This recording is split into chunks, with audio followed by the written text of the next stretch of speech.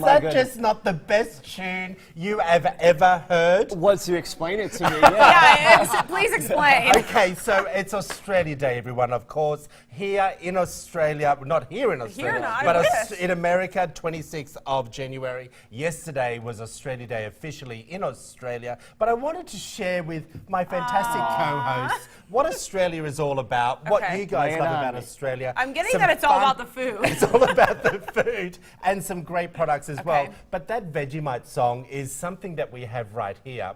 And most people know what Vegemite is. It's a spread. It's a little bit like your Nutella, I guess, but it's very salty. And you have all told me in the past you can't stand it. And it's something that's a little... I've never heard of it. Oh, haven't you tried it? It's don't do it. Oh, no. It's a little What is it? Just put a little bit on your finger. No, come on, try it up, love. It's gross. Oh gosh, that was Australian. Try it up, love. That's very Aussie. Go on, just taste it. Anyway, the thing is that song was a very famous... Are you going to try that or what? It was a very famous commercial that was played throughout Australia. And I want to just introduce... Are you serious? I did. No, I didn't see it. Ice Bobos, one of our most popular biscuits. You're going to have one of these. I have to admit, I cheated for breakfast this morning, and these are to die for. Where did the rest of these go? All of this, yes, exactly. These were all flown in. You can just pan down. You'll see a blue boxes on our set from Down Under Box. And we had them all flown in from Australia of all the goodies. Tim Tams also the most amazing. I like that. You just got to try this. Tim Tam is my favorite thing. Most from Americans Australia. know what Tim Tams are all about. I have never had one until you introduced me, and it's like heaven in your mouth. It is absolutely one of the best things you could ever eat in your... To die for. You could literally eat all day. Now we have fantails and Anzac biscuits. Did you like that? I did both of them. Very good. This here, I cannot tell you, is the most amazing. It's caramel koalas. Ooh. Okay, they're chocolate. Is there a koala in it? Yeah, it is a koala, not a real koala. Well, close enough.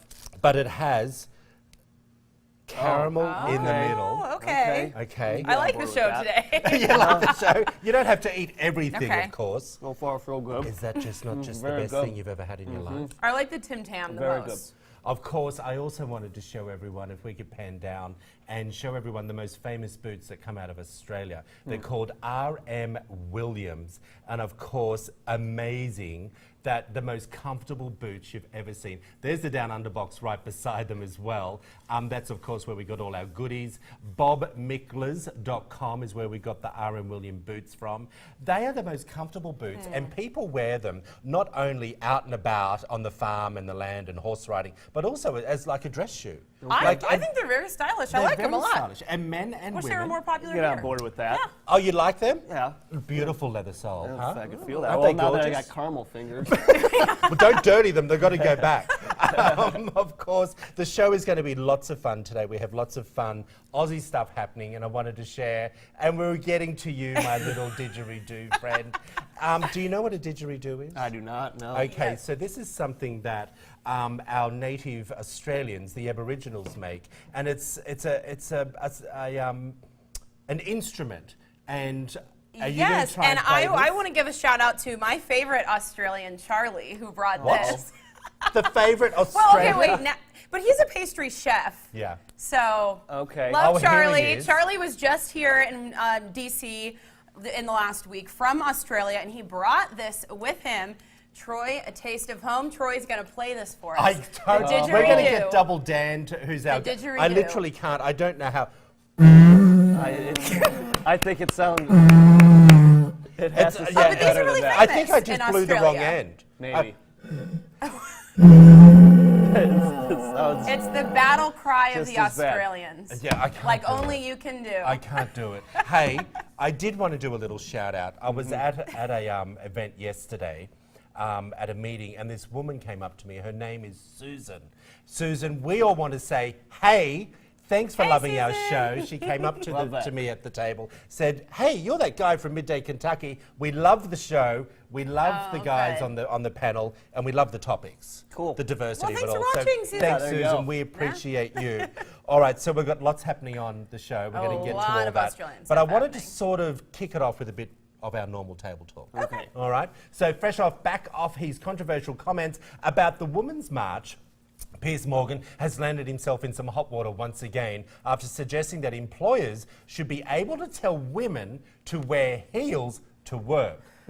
Oh, ouch. I don't like it. Fronting Good Morning Britain today, the firebrand presenter sparked a storm amongst the show's viewers after making the remarks while interviewing Nicola Thorpe, who was sent home from her job in 2016 for refusing to wear stiletto heels. What do you think? Does an employer have the right to tell you what to wear to work?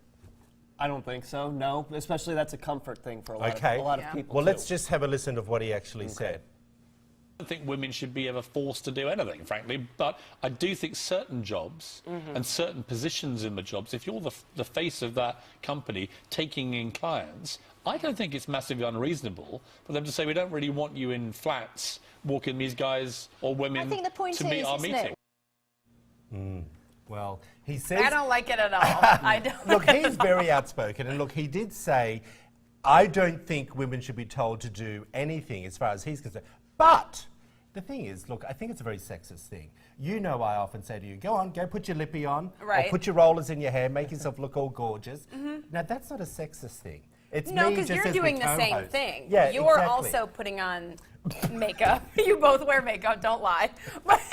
Guilty. Yeah. That's for TV, but so Yeah. it's expected of both sexes. Yeah. But yeah, I don't know if it's just the women that are made to wear that.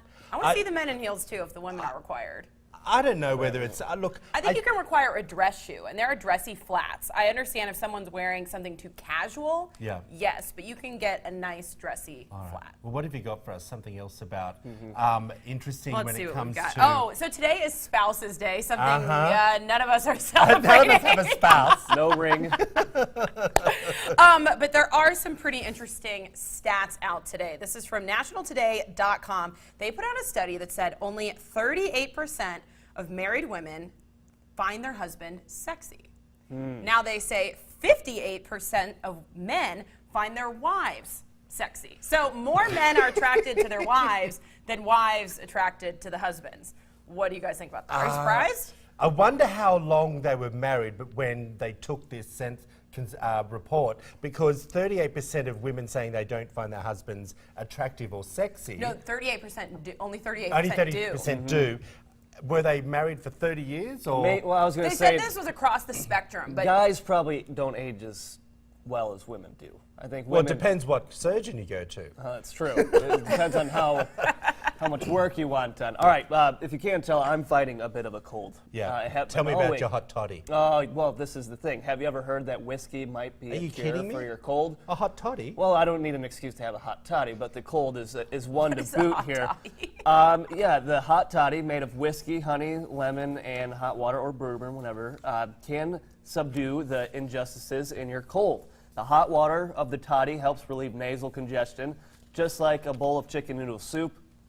And the alcohol can actually help with your sniffles because it thins the blood vessels a bit. So there you go. Two good reasons. Now, the bad side of that is alcohol, of course, being a diuretic. You're told to drink plenty of fluids. That's the opposite effect. And if you're already feeling bad and you have 9 hot toddies, you're going to feel even worse. I am telling you, the best thing about a hot toddy is it knocks you out. This is You my have a first hot time hearing toddy. of a hot toddy, and Oh, my I want goodness. one. we will make you a hot toddy. Okay. It does have alcohol in it, but it, a Okay. bit of fruit, and it is actually the best thing to have if you're feeling a little under the weather with Warms a cold you up. or a I've Just heard that like a lot too. chicken I thought it noodle was a soup. myth, but all right. No, it's good. We'll make you one. Okay, now I have been told there's a little bit of flurry or fluffy. What do you call it with the Flurries. snake? Little Flurries. fine, Flurry. very fine Okay, flurries, yes. Nothing fluffy out there? Flurries. Flurry. Yes, I've nothing been Nothing playing with fluffy. the didgeridoo. I can't pronounce it. Let's go. The What's happening with didgeridoo. the